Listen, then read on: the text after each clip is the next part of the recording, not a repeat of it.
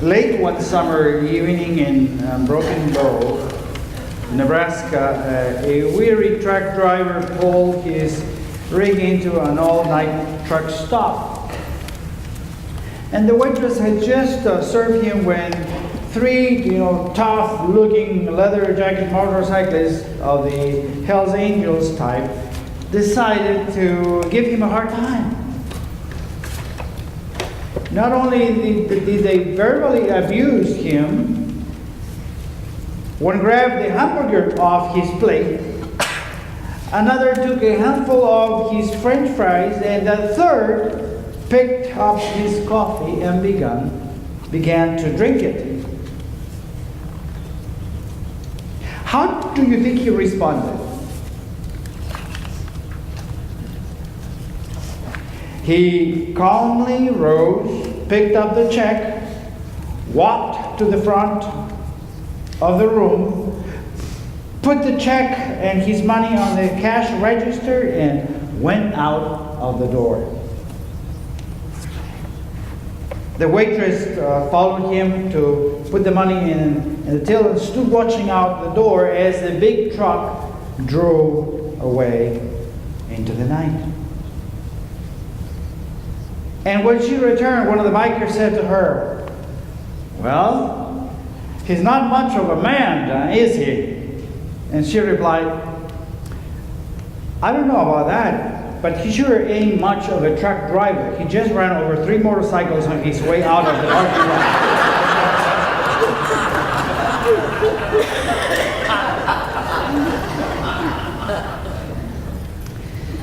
A funny illustration, right? It is a funny illustration of a shameful reality. How quickly we can get bent out of shape with one another. How quickly. And often over something silly. We can forget our relationships and we treat people as our enemies. Sometimes we wear our feelings on our sleeves. Words that linger in our minds, actions we suspect for the worst, and the next thing you know, we are all twisted up with each other. And what's worse, God's people choose to behave no differently than the world when these disagreements arise. Let me ask you, how do you handle offenses? How do you handle wrongdoing? How do you handle it? Just walk away, and then run your car over the bicycle or motorcycle? No. What do we do when someone is causing real problems? What is our typical response?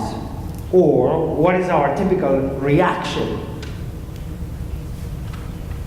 If another member of the church sins against you, what do? Just talk about them behind their back? If you're really upset, you see later with a friend and maybe you fire off a passive-aggressive email in private. That's what we do. If another member of the church sins against you, you just call a bunch of people in your church to complain about them. You may even want to start a letter-writing campaign against them. If another member of the church sins against you, just send them a nasty email, copy the clergy, and while you are at it, you copy CC the bishop too. If another member of the church sins against you, this is the one that most people use. Don't say anything, just avoid them, unfriend them on Facebook, and if you cannot avoid them on Sundays, then just leave the church. What do you do at home when confronted with conflict? You ignore the elephant in the living room, or the iceberg in the bedroom, as two authors have put it, and go on, denying that nothing has happened here. No, no, no. None of those. In the 18th chapter of the Gospel of Matthew, Jesus talks directly to his followers to tell us what our fellowship is to be like. If a brother or sister in the faith hurts you, angers you, saddens you, or does you wrong in any way, Jesus says you go and talk to them about it directly, one-on-one. You don't wait 1 hour or 1 week or one month. You go as soon as possible. I bet that's what you do, right? No, it's not what we do. I mean, Jesus tells us when conflict happens, someone sins against you, you sort of Matthew 18-ize them, Yeah. It's like the Miranda rights, Do we have a policeman here? I mean, how does it go? You have the right to remain silent. Anything you say or will can or will be used against you in a court of law. You have the right to an attorney. If you cannot afford one, and so on. Well, sometimes we have used that, but we have abused it. And this is what Jesus says.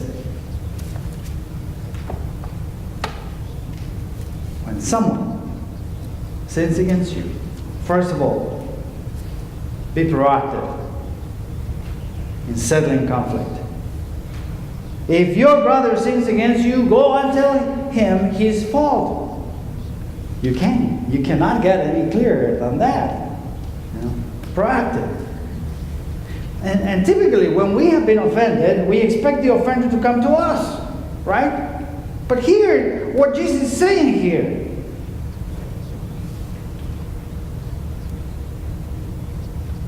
you go and talk to him or her. And when we think about this, we think it is ridiculous.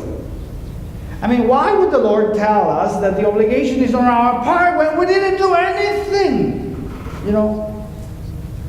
We didn't do anything wrong.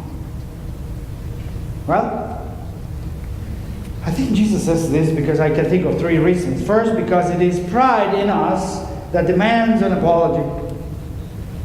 And pride is the exact opposite of what we ought to be and do. The Lord would have us take the first steps, toward reconciliation. Second, because the Lord demonstrates grace so freely toward us. And when we are unwilling to forgive, we fail to see our own sin. And many times we have failed. And how often we have been forgiven. Grace demands us to release people from the debt they owe. Just like Jesus did for us. So get in the habit of handling things quickly before they take on a life of their own. Not only to your church, at home, at work, wherever you face these situations. So the first one is be proactive. The second one is be private in settling the conflict. Private. Jesus said, go and tell him his fault between you and him alone, not between you and the community alone, not between you and your neighbors alone, no, between you and him alone. If he listens to you, you have gained your brother. I often wonder how many brothers and sisters we have lost because we fail to keep our conflicts private. What would be the rationale behind keeping it between the two people involved? Well, first, keeping the dispute private says we care more about them than we do spreading malicious gossip about them or rallying our troops to our cause. And secondly, it gives them a fair chance to explain their behavior. Have you ever considered the fact that they may not have intended to offend you? Sometimes these are just misunderstandings. There was no intention. And third, and even more importantly, sharing the disagreement with others only forces people to choose sides. And it's nobody else's business.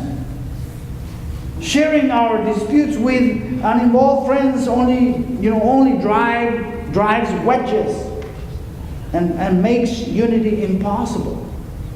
But keeping it private, you're giving the offender, an opportunity to make things right before these things gain, momentum and takes the conflict to a deeper personal level, where bridges, are burned. I believe there are so many life lessons that come from conflict. We don't like it, but it is valuable to us nonetheless. We learn so many things, about God, about others, and about ourselves when we are wounded. And if that's true, what lessons are your conflicts teaching you about yourself right now? Sometimes we just need to get over it. That's all. And sometimes you just need to decide in your mind that their offense was unintentional or just let it go. Not every aggravation rises to the level of confrontation. A popular Christian columnist says that the only real harm that will come to a church community or to a home when dealing with conflict is to refuse to deal with conflict. Conflict do not kill churches or families. Refusing to deal with conflict kills churches and families. So the purpose of Matthew 18 is to seek reconciliation. It's about getting a broken relationship fixed. Because our natural tendency, our natural response is to wage war with the other person. But that's not part of the blueprint God has for our lives. And that blueprint for us is the Bible. God's blueprint for us includes having conflicting parties sit down face to face, one-on-one, and reconcile. And living a Christian life within a community of faith is not easy. I mean, look at us. It's not easy. It demands some maturity from us. And we have to determine how to love one another. I mean, it's more than being nice. The reality is that wherever and whenever two or three humans gather for anything, there is bound to be some conflict at some point. And the church is certainly no exception. Because there is no perfect church. Remember my first sermon here? I said, there is no perfect pastor and there is no perfect church. Because there are no perfect people. And it is humanly impossible to live in total harmony with others all the time. And because we're all sinners, it means that we are going to bump up against each other from time to time. It means that we are going to disagree with one another from time to time. It means that we are going to hurt each other occasionally. And when that happens, Jesus gives us a means for getting reconnected, for making peace, for becoming whole again. The healthy church, the healthy family is the one that works on its problems. And the thing is, forgiveness is at the core of who we are. And to be honest with you, if we cannot do it between ourselves and the church, how can we ever be agents of reconciliation in the world? Right here, with this passage, Jesus gives us a clear blueprint for how our communities might be holy places, where holy relationships might flourish. And it's something that we need to practice until it is so ingrained in our DNA, we cannot imagine living another way. Because of Jesus, there isn't any other way.